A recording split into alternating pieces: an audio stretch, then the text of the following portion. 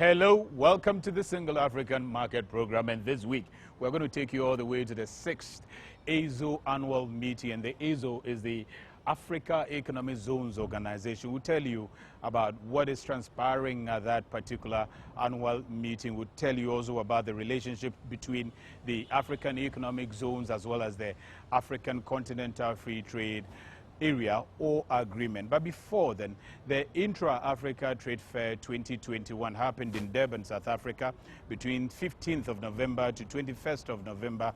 It has ended, and we're being told, or it's been reported, that about $36 billion deal has been sealed from the IATF 2021. Now, you recall that prior to that event, we spoke with the Secretary General of the AfCFTA, who revealed that the IATF 2018 that happened in Egypt yielded about $30 billion deal.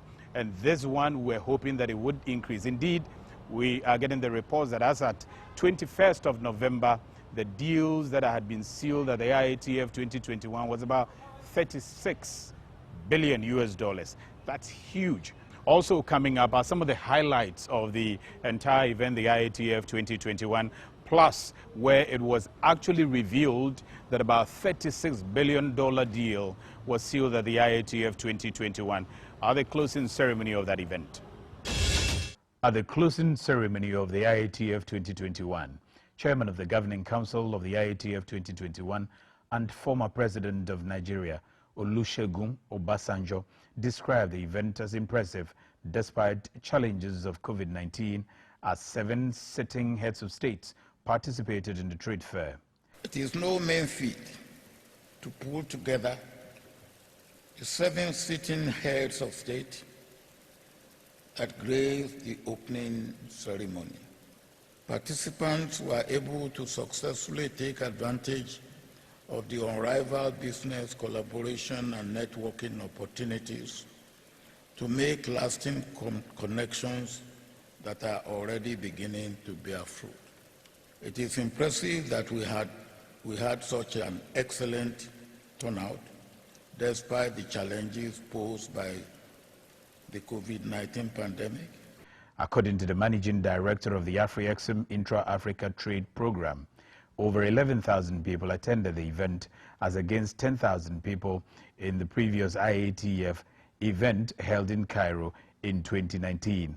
4 country days, that is Nigeria, South Africa, Egypt and Cote d'Ivoire, were held as against 2 in the previous edition.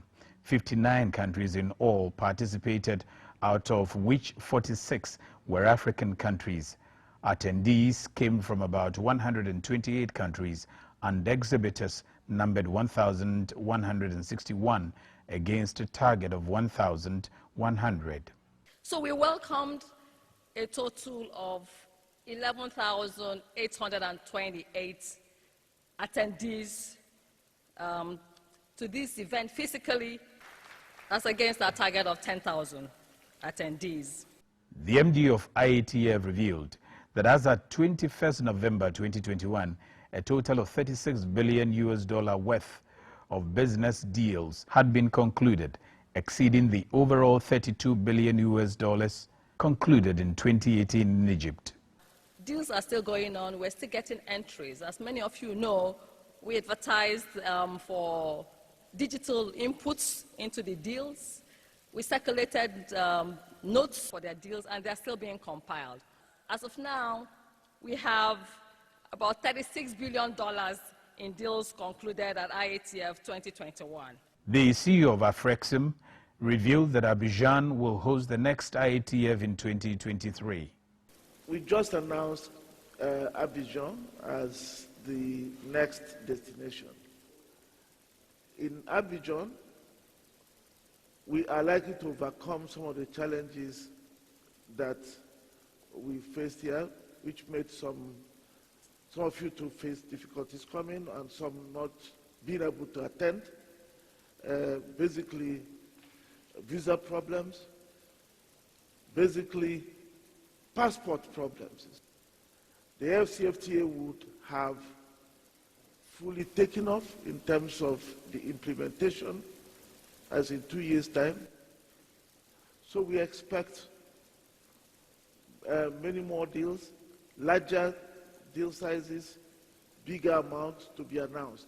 Meanwhile, the Secretary General of the AfCFTA Secretariat acknowledged that it's exciting to have AfCFTA as a backbone of the AfCFTA to provide trade financing for its agenda.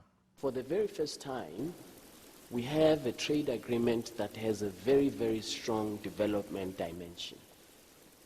Second, it is supported by trade finance. AfCFTA has financed over $25 billion over the last 2 decades, over $25 billion worth of trade transactions in Africa.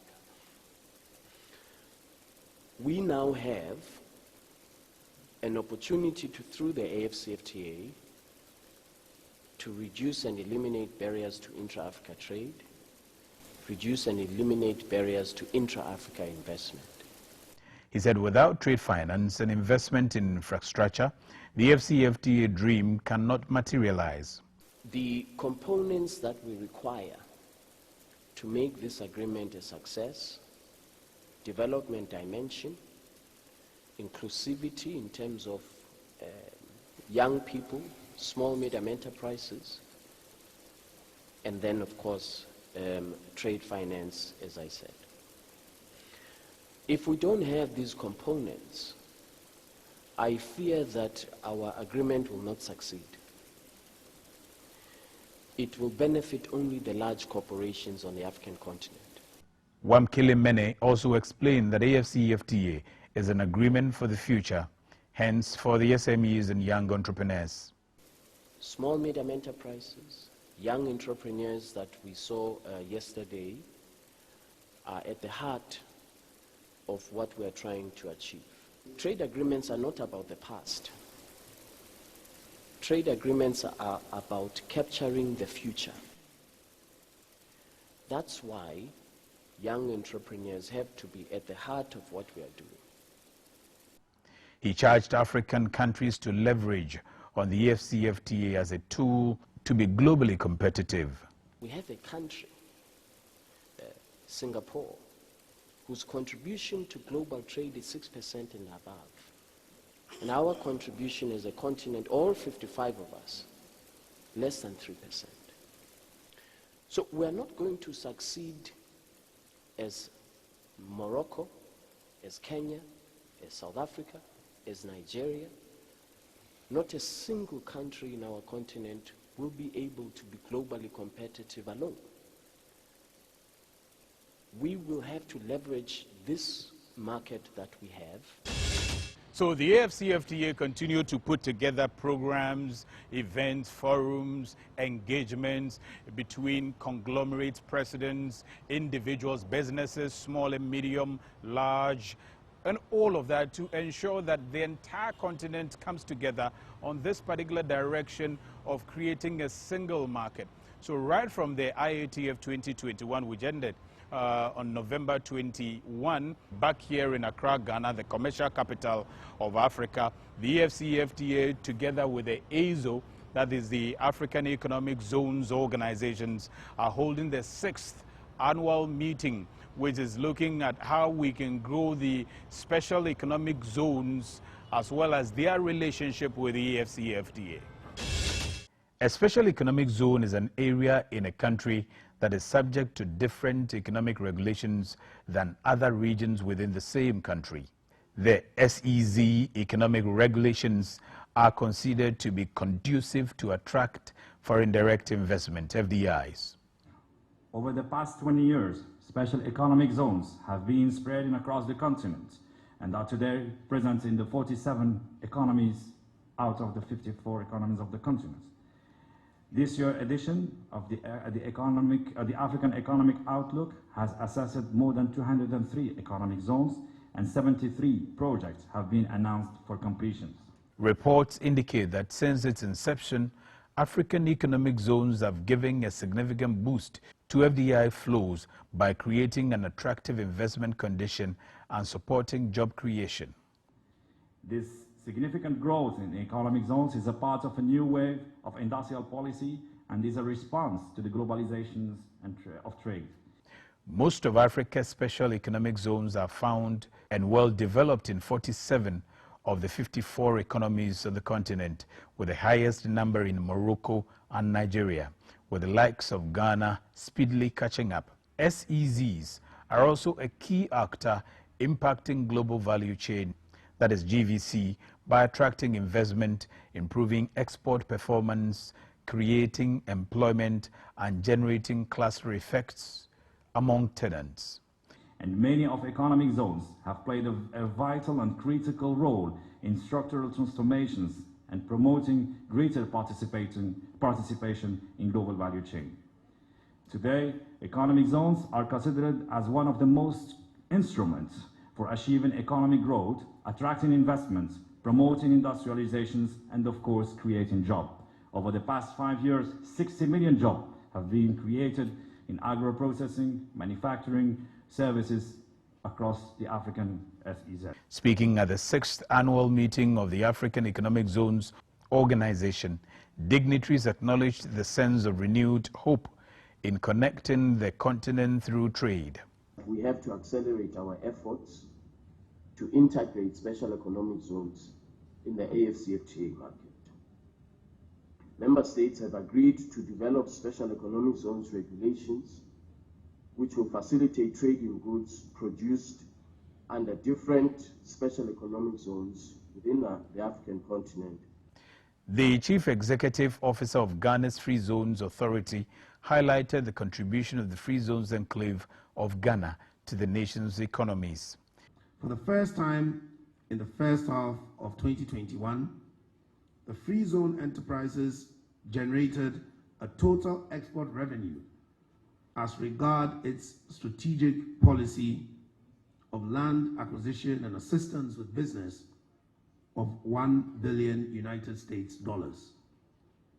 Capital investments by Free Zone enterprises amounts to about 178 million so far this year, and a total of 30,000 jobs. That's direct, not indirect jobs. He also revealed that free zones are being created in many parts of Ghana. The Ghana Free Zones Authority and the Ministry of Trade and Industry is in the process of developing the Greater Kumasi Industrial City and Special Economic Zones project in the Ashanti region, which is linked to the Buankra port. The authority is also keenly taking steps to develop about 4,000 acres of land in Shama and Sekondi in the western region. This area has the second largest port in the country. The Minister of Information of Ghana, who graced the 6th annual AEZO meeting on behalf of the Minister of Trade and Industry, said the special economic zones are catalyst in the industrialization agenda of Africa. It is no doubt that SEZs play a major role in the economies of African states. Most African countries are using SEZs, or export processing zones, as tools for economic development. For the past 25 years, Ghana has reaped the benefits of implementing an EPZ program through attracting significant foreign direct investments, job creation, value addition to our natural resources and exports. We're currently working with the World Bank Group to develop an SEZ policy to position our private sector to take full advantage of SEZs within the expanded regional market under the AfCFTA, as well as other market integration frameworks. He also acknowledged that trade facilitation plays a critical role in market integration and operationalization of the AfCFTA.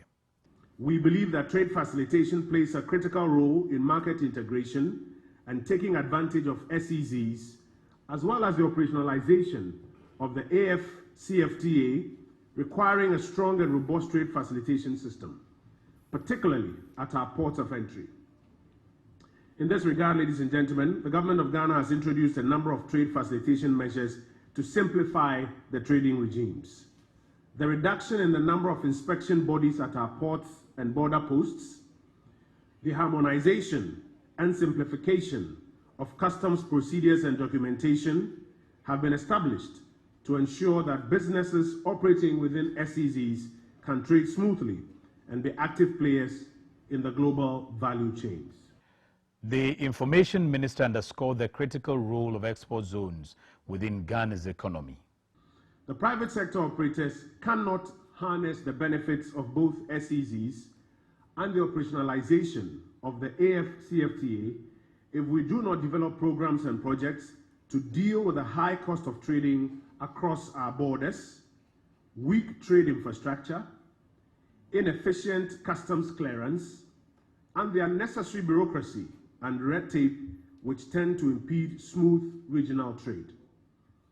It is in this light, and in the light of these challenges, that member states of the AfCFTA need to pay dedicated attention to the various elements being promoted under the African Union's Programme of Action for Boosting Intra-African Trade.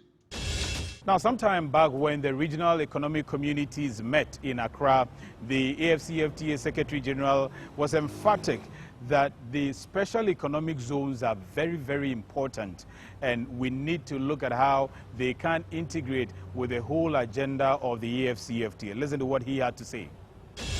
Many countries on the continent have invested millions and millions of dollars in special economic zones. And they generate jobs, they generate investment, and so we cannot ignore special economic zones as we implement the agreement. The statement from the Secretary General shows how important the AfCFTA Secretariat places on special economic zones. So as we have the 6th annual meeting of the AEZO, that is the African Economic Zones Organization, being held in Accra, the commercial capital of Ghana, I engaged the Chief Executive Officer of the Ghana Free Zones Authority to really find out what at all is the special economic zones. What does it mean? How do they relate with the AfCFTA? How is Ghana placing itself and positioning itself in a state where it can properly benefit from the AfCFTA when it comes to the special economic zones? Special economic zones, what really are they? Well, so special economic zones are simply economic zones that have been set aside for industrialization. So you know that before it used to be free zones where you have all these various incentives that are given to companies that produce for export. But going forward, what Africa, the world as a whole, has decided is production is production. So where there is a special export initiative or incentive, then the company has a free zone license, and where the entity is producing for whether local export or exporting less than the quota, which is 70% or more, to qualify as a free zones company. So if you export about 50% of your produce, it is not seen as a free zone company. Nevertheless, you are still exporting. So once you get to the 70%, 80%, 90%, then you also come into that criteria. So if you don't meet a 70% threshold, for instance, you don't qualify to have a free zone license. Okay. But you still qualify to produce in whatever criteria or category that you want, especially with the advent of AfCFTA. What companies qualify? Should they necessarily have to be Ghanaian companies? Should they necessarily have to be African companies, or the global companies? Who are the companies that can qualify, aside falling under the 70% threshold? Well, it's not about which country you're from to qualify. It's which criteria you belong to. So let's say, for example, you are into manufacturing. Let's say, for example, you are into enclave development. Let's say you are into the provision of services. And with the provision of services, I need to make a further clarification. Now, there are some people who provide, let's say, IT services to the mining companies. So you're based in Ghana, but 100% or 70% of your output is to companies in Guinea, Chad, Mali, and so on and so forth. Some people choose to locate here because of safety, certainty. Their kids go to schools, they prefer here the English language, whichever incentive it is for them. So you will still qualify as a free zones company because you're exporting more than 70% of the services you provide to mines outside Ghana. That's interesting. That also applies to, for example, the energy industry, so oil and gas, where you are providing bunkering services to companies who are on the high seas, on the waters. They may originally be from Ivory Coast or Gabon, whichever other country, but you're based in Ghana and you're providing those services. Again, you can qualify as a free zones company to be able to get all the various incentives. Some people are interested in these special economic zones when it comes to industry. Yeah. Because they want certainty of land. They want something that the government themselves have gone through all the stress to sort out all the problems, to make sure there's no double land given. Double sale of land. Double sale. The land is sold to 2 or 3 people over. Yeah. But the thing about the free zones too is you can actually acquire your own land outside the special economic zone. I see. And still classified as a special economic zone. Yes, because your activity grants or warrants a free zone license. Because some people may want to, for example, produce next to their raw materials, or they may want to produce closer to the port, for instance. For example, the port, or near the provision of gas. So this is where we're going at the moment. But what Ghana is really selling at this Africa Economic Zones Organization summit, conference, whichever you choose to call it, is we want Africa to know that apart from having the secretariat in Ghana, we also want to be seen as the hub of production. A lot of people are not aware of, for example, the fact that we've acquired land in Kumasi, where we're about to start the Greater Kumasi Industrial Park project.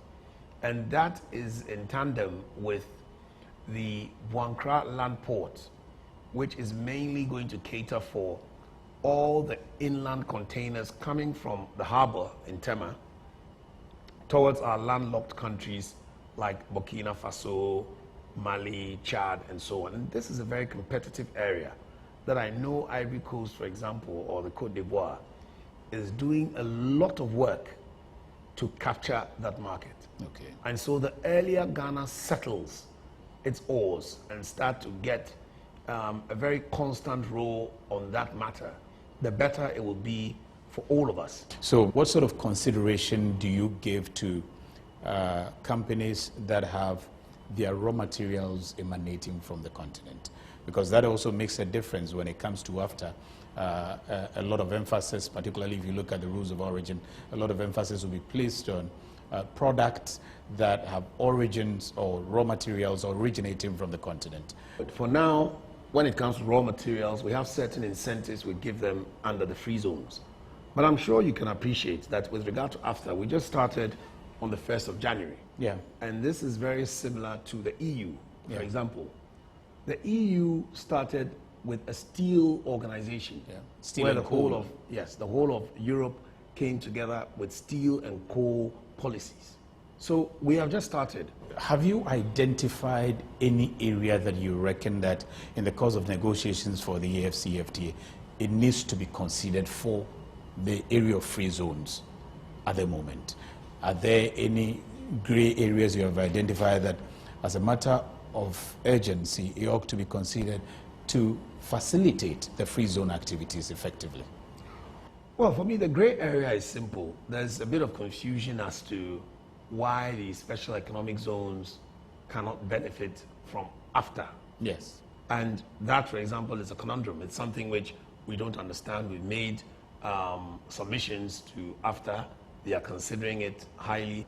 I will only have things that concern free zones. So free zones, for example, we want to say, look, there are certain disparities in terms of taxes. We want to look at that. We also know, for example, that the OECD is coming up with a minimum of 15% corporate tax that has to be implemented by signatory countries. I think about 136 countries have signed. I'm not too sure whether Ghana has signed yet. I'll check on that. But I know Gabon and other countries have signed it. And that means that if we continue even giving these incentives under the free zones, for example, the other country of origin would rather benefit. So we have no choice but to still take this 15% and rather find a way to distribute the incentives in other ways, shape, or form. One of the concerns that people have raised with AfCFTA is that we need to be careful so that we don't have folks bringing in products from, say, China, come and repackage it and say that it's coming from Africa. And what role do you think that free zones can play in checking some areas, discrepancies like this? What we monitor as free zones, because remember, the free zones, we allow you to import to break bulk. So we can allow you to import from China, bring it to Ghana, assemble it, and export. And as long as it's 70%, we accept that it is what? Free zones good. AfTA is different. They are playing with rules of origin, which we are not playing with. Nobody will apply to free zones for AfTA benefits. Okay. You apply to free zones for free zones benefits. Okay. So once you apply to the free zones for our benefits, we will check our criteria and monitor you if you satisfy. If you satisfy us, we will let you do it. But it means you only get free zone benefits, not AfTA benefits. But if you want AfTA benefits, you meet AfTA criteria. Thank you. And then AfTA will monitor you and evaluate you accordingly. Okay. How well has Ghana's free zones positioned itself in the wake of all this talk about AfTA, in the era of AfTA, and countries are seeking to take a lot of advantage and all of that? How well are we also seeking to attract a lot of investment into our free zones to be able to stay on top of the competition? Well, I know a lot of people get confused thinking that the Ghana Free Zones Authority is only interested in free zone companies. That is actually part of what we do. One of the major things we do is to run the economic zones in this country. So if you notice, there are a lot of companies who are not free zone companies who are still under the Ghana Free Zones Authority because they've come into our industrialization space and we help them in terms of management, in terms of land, and all the various things that they need to produce. So we are not only looking at our advantage in terms of free zones. That is already established. We just want to attract companies to come to Ghana. So, for example, the company is called Company Sami. When you come, we'll ask you, what do you want to do? Then you say, I want to produce ties for the Ghana economy. I want to produce cars for Ghana economy. We say, okay, then tell us your operations. Tell us how many experts you have, how much you want to invest.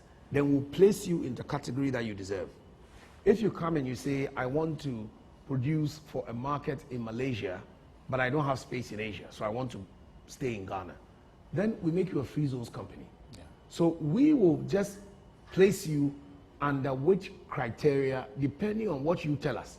But otherwise, we want to attract every single kind of company to come and produce in Ghana, whether it's to do with steel, whether it's to do with cocoa processing, whether it's to do with duty-free, whatever kind of business, the Ghana Free Zones Authority is ready to accommodate you in one of our industrial parks or economic zones in Accra, Kumasi, Shama, Sekondi Takoradi, and even eventually we're about to move into Tamale.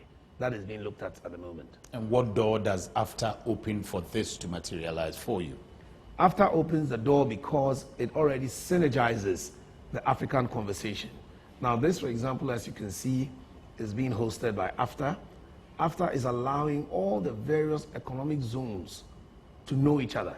This is what Africa is trying to achieve, to talk more, act more together, and eventually, for the 1.3 billion population of Africa, we'll all be able to succeed moving together in the right direction. So Ghana is ready to attract a lot of investors, companies to its Free Zones Enclave and all of that, as you heard from the Chief Executive of the Free Zones Authority. The opportunities are being created by the country, especially in this era of the AfCFTA. But as you come, you prepare for the benefits under the Free Zones. You also prepare for the benefits under the AfCFTA. And that is why Ghana obviously has become the commercial capital of the continent, trying to ensure that it paves the way for everything commercial when it comes to the continental agenda of integrating Africa's economy. We will be sharing a lot of these engagements with you, particularly one with the Secretary General of the AfCFTA, to let you understand if you intend to take advantage of the free zones or the special economic zones, what is in there when it comes to the AfCFTA for you, what you need to understand. We will get that to you certainly. So one of the major focus of the Single African Market Program is to unveil innovators, entrepreneurs who are doing so well and are hoping to scale up beyond the confines of Ghana or anywhere on the continent of Africa. They're hoping to take advantage of the African market. And we have been profiling quite a number of them in the past weeks. This week, we bring you a profile, an omnibus of those who have profiled in the past few weeks. First, we unveiled the producer of African drums and musical instruments, who together with his partners from other African countries, await the AfCFTA to take advantage of the African market. I mainly started with the Ghanaian traditional instrument, with the Ga traditional instruments called the Bintin and the others. After it goes, I see the idea nice, so because it's bringing us to connect together, to be united. Thank you, AfTA. Thank you. Merci beaucoup, AfTA. This is what AfTA is about, bringing our brothers from other areas of Africa to get connected together, do business together. He's from Burkina Faso. While me a day here at the work, people to the another country to work. Africa one. Être un lettre. Il y a la force. Ghana, Burkina, Senegal, Mali. I come to Ghana, work drums work. It's good for me to work for Ghana. Bon, je viens de la Côte d'Ivoire. So we are looking at AfTA to reduce or take away all these duties so that we can extend our export state to the western part of Africa and the other parts of African countries, so that they would also enjoy the African heritage and the African culture through the African drums and other instruments.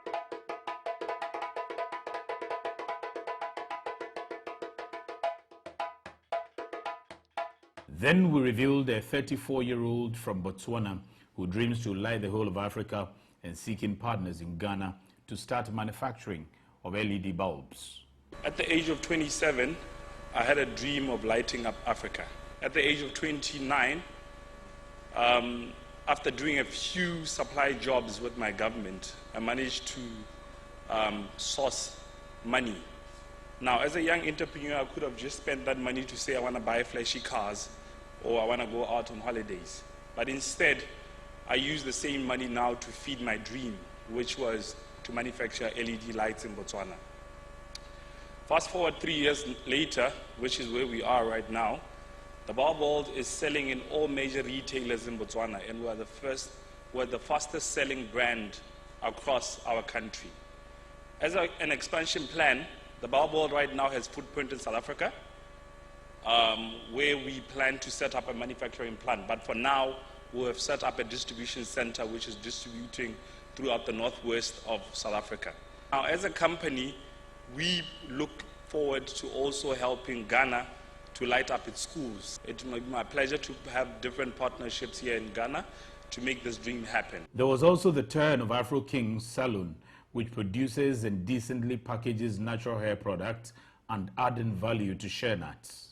Welcome to Afro King's Salon, where we have a Nunya Naturals range of products. I developed a personal condition called alopecia, so I stopped using harsh chemicals and zoomed into naturals. We started with formulation of just oils. It worked for me. I started giving it to friends, and then everybody started embracing it. It is now the order of the day. We are health conscious now, and everybody is going natural. We want to expand in that we want it to be accessible. We believe that when AfTA comes in to help SMEs like us, they would help us reduce the difficulty in transporting goods like these, removing taxes making it easier to transport. It won't be expensive because it's very expensive when you airlifting even a carton. And finally, we profile the young animator with one of the most recognized animation studios in Africa. AfCFTA Studios is West Africa's premium animation hub. So we've been able to produce a number of short films which all have gone to festivals, animation festivals worldwide, and we won Best Animation Film in Africa in the year 2016. 2017, myself, I won Animator of the Year at Ghana UK Based Achievement Awards. We've also been able to collaborate with other studios in the continent and outside the continent to tell our story. After being put in place, we'll make our lives very flexible in the sense that there will be a free flow of movement in and out of countries to be able to render our services. Looking at our neighboring Nigeria with their Nollywood industry, it only makes it easier for someone like me to be able to enter Nigeria at any given time, to go collaborate and bring Nigerians to Ghana to collaborate with me without going through a lot of hustle.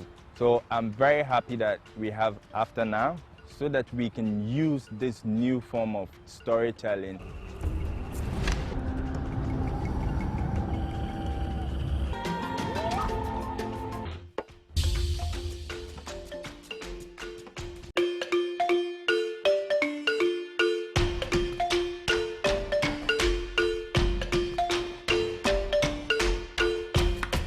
So if you're one of the participants of the 6th annual meeting of the AEZO happening in Accra, the commercial capital of Africa, and you're seeking to catch a flight to any city on the continent of Africa, the flight schedules are coming up next on your screens. Also, you need to know the weather report for all cities on the continent of Africa. That's also coming up. And the forex rate for the African market, plus the AfCFTA party status for all member countries. Next.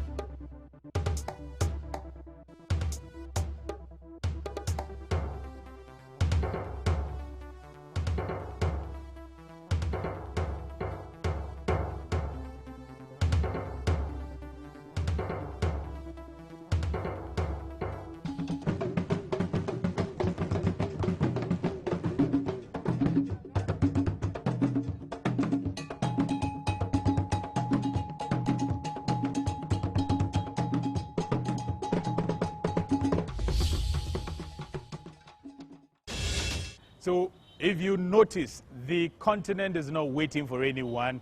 It is on a journey to integrate its economy and its market. And whether you like it or not, it is moving towards that direction.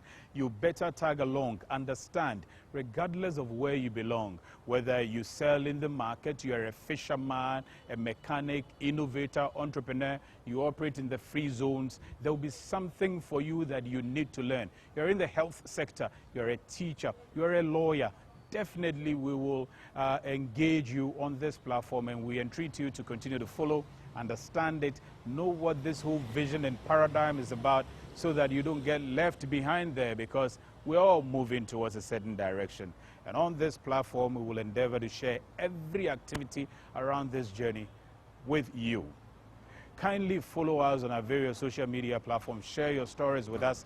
We will scrutinize them, and we will endeavor to share them with the rest of the continent. Thanks for watching the program. See you same time next week. In the name of great Africa, is the fight and conquer now.